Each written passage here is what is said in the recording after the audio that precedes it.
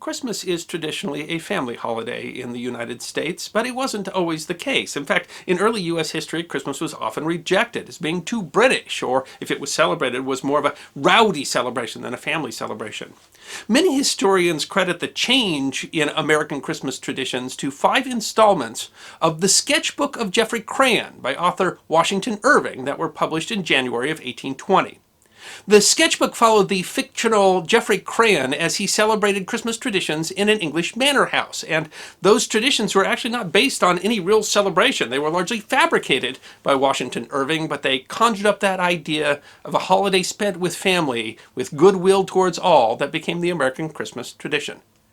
And as we celebrate those traditions, we should be mindful of those who, for whatever reason, are unable to be near their family during the holiday season, especially those whose service keeps them far from hearth and home. Christmas 1775 was busy for George Washington and the Continental Army. At 4 p.m. on Christmas Day, the Army turned out for their evening parade. They were issued ammunition and told that they were departing on a secret mission.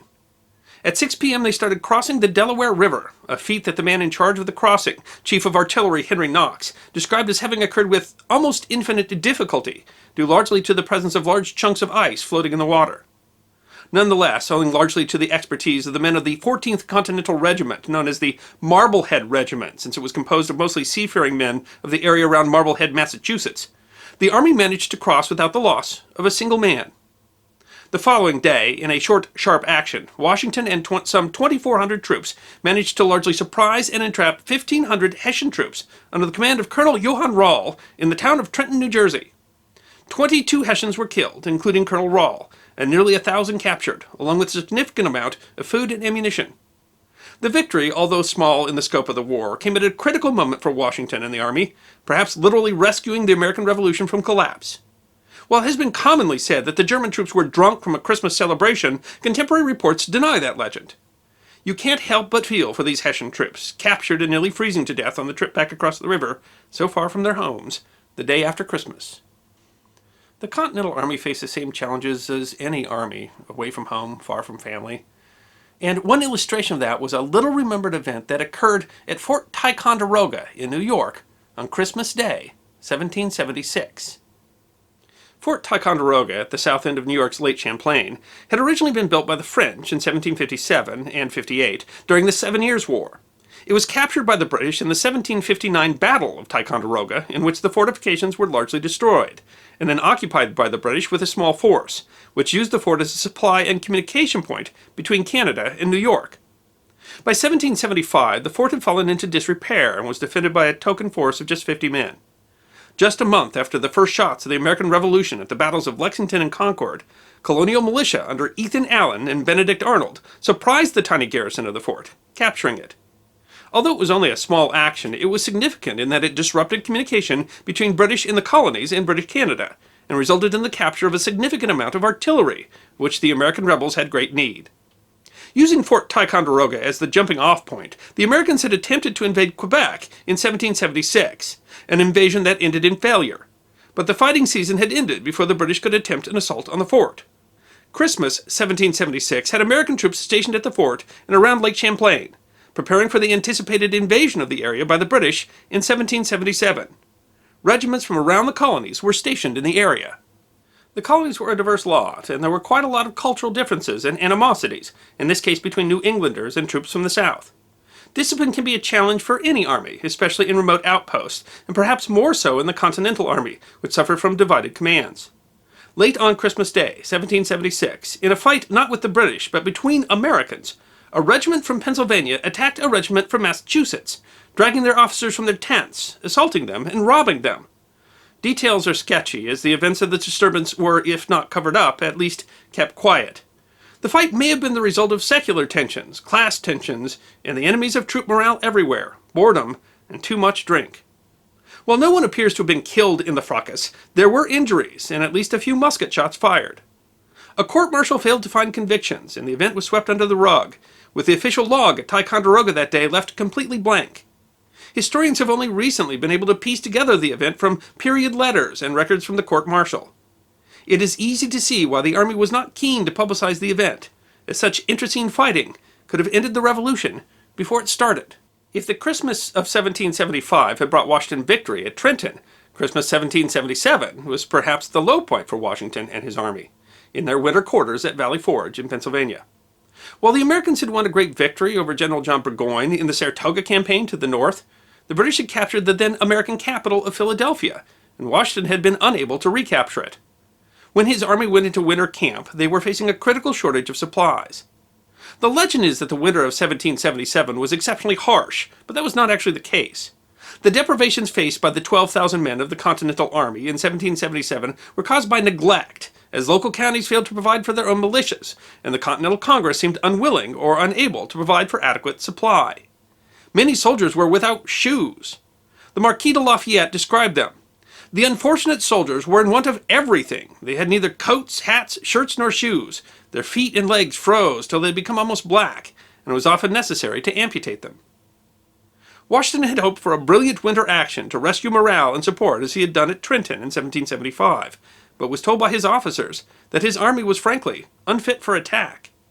He considered threatening resignation in order to force Congress to act, even as other officers conspired against his leadership within the Continental Congress. A blizzard hit on December 23rd and continued through Christmas. It was a dismal holiday. Troops were fed a Spartan meal of burnt mutton and watered grog. That night, a soldier from Connecticut's 7th Regiment, a freed black man whose name was only recorded as Jethro, was found frozen to death in his tent. It was the first recorded death on the rolls at Valley Forge. Some saw the time as an existential crisis for the Army and the Revolution, which seemed to be on the verge of collapse. Washington reportedly asked a young lieutenant that Christmas Day, "Have you not suffered enough?" The officer responded, "Having come this far, we can but go the rest of the distance. With you to lead us, we can't lose." Outside his command tent that night, Washington made a bleak holiday speech. "May God relieve your sufferings, if the Congress will not. And a good Christmas to you." But it was that winter and the coming spring when the Continental Army was reorganized and seemed to coalesce in the face of adversity. From the bleak Christmas came what many see as the turning point in the conflict. By the time that America was again fighting the British in the War of 1812, Christmas had largely fallen out of vogue in America, where the practice was viewed with disdain as being both too British and too Catholic. On Christmas Day, 1806, a riot had occurred in New York City between nativists and Irish immigrants over the celebration of Christmas, one of many such disturbances in New York City of the era.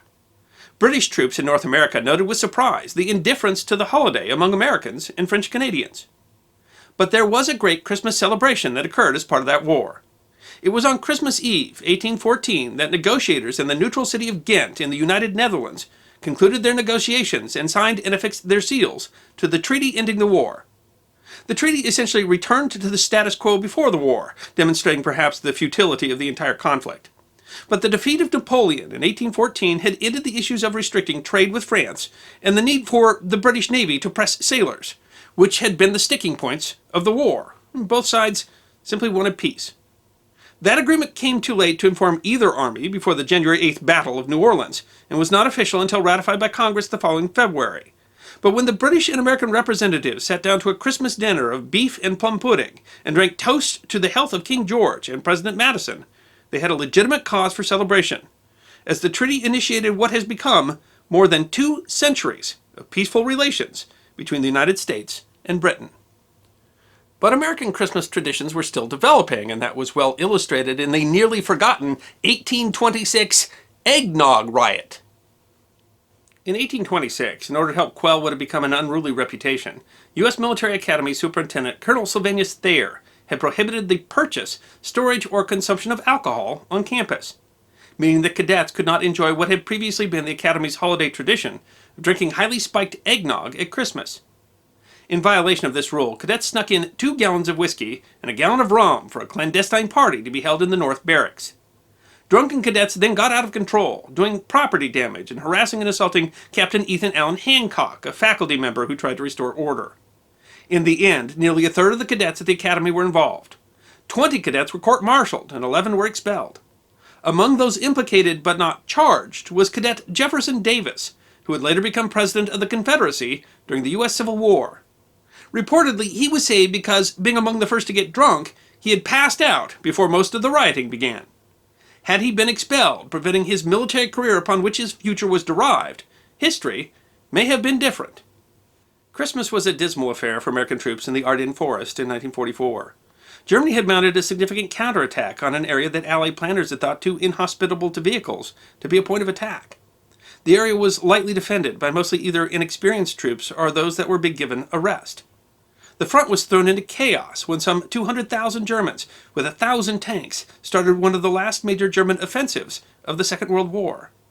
Launching on December 16th, the apex of the battle was the siege of the important town of Bastogne, Belgium, which held crossroads critical to the German line of attack. A mixed force centered around the U.S. 101st Airborne Division was encircled and spent Christmas in the midst of one of the fiercest battles of the Western Front. While church services were held in the town, Christmas was a makeshift affair. One soldier, so disabled by bronchitis, pleurisy, and pneumonia, had to literally crawl into town as his unit could not spare men to carry him. He said that the closest he came to Christmas dinner was seeing the turkey leg the doctor was eating as he examined him. Other troops recalled being offered hospitality by Belgian civilians. But one story of that Christmas sticks out, as related by Fritz Winken, who was 12 years old the Christmas of 1944. He and his family lived on the German-Belgian border, and his father had sent he and his mother to a small hunting cabin in the Ardennes Forest, thinking he would keep them safe. His father had been called into the Civil Defense Corps, but he had hoped to come to the cabin to celebrate Christmas. When Fritz heard a knock at the door on Christmas Eve, he hoped it was his father. But instead, it was 3 American soldiers, one of whom was wounded. They did not speak German, but one of them spoke some French, and they were able to communicate enough with Fritz's mother, Elizabeth, to say that they had lost their unit, had been wandering the forest for days, and were out of food. Knowing that helping the enemy could be punishable by death, she let them inside. She had a chicken and some potatoes with which to make Christmas dinner. Shortly thereafter, there was another knock on the door. When Elizabeth answered, she found 4 German soldiers. Knowing the volatility of the situation, she told them they could come in only if they accepted her other guests. They were apprehensive when they saw the Americans, but she told them, "This is a holy night, and there will be no shooting here." The soldiers all gave up their weapons, and that Christmas, Fritz, Elizabeth, and 7 soldiers ate a meal of chicken soup and potatoes, and slept in the small cabin. One of the Germans spoke English, and had been a medical student. He gave the wounded American first aid, and in the morning gave the Americans directions back to their lines. It was a brief moment of peace in the midst of war. Fritz eventually immigrated to the United States, and in 1995 his story was featured on the television program Unsolved Mysteries. And astoundingly, that episode led him to Ralph Blank, one of the soldiers who had spent that Christmas with him. The two were reunited in 1996 over a bowl of chicken soup, where they could reminisce about that extraordinary night. Ralph passed away in 1999, and Fritz died in 2001. From everyone here at the History Guy, we wish all of our viewers, and especially those whose service keeps them away from home on this holiday, a very Merry Christmas. I hope you enjoyed this episode of the History Guy, short snippets of forgotten history between 10 and 15 minutes long. And if you did enjoy, please go ahead and click that thumbs up button. If you have any questions or comments or suggestions for future episodes, please write those in the comment section. I will be happy to personally respond. Be sure to follow the History Guy on Facebook, Instagram, Twitter, and check out our merchandise on teespring.com. And if you'd like more episodes on forgotten history, all you need to do is subscribe.